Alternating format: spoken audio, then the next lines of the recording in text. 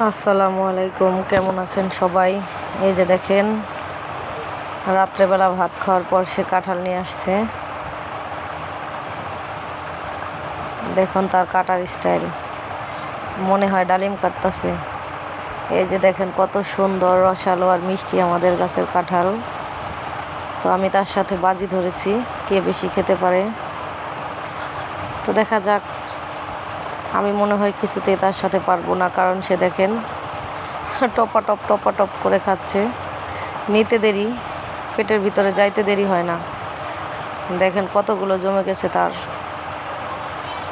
কাঁঠাল খেতে খেতে আমি হাঁপিয়ে গেছি। দেখেন তার খাওয়া, কোনোভাবেই তার সাথে পারা যাবে না। আসলে কাঁঠাল এত মিষ্টি আর রসালো, বেশি খাওয়া যায় না। আমি তো কয়েকটা খেয়েই হাঁপিয়ে গেছি। আমার ভয়েস শুনলেই বুঝতে পারবেন।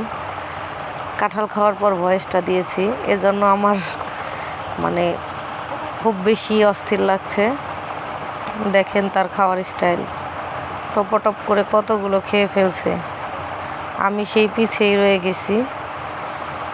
কে বেশি খেতে পারলো জানতে হলে ভিডিওটি দেখতে থাকুন।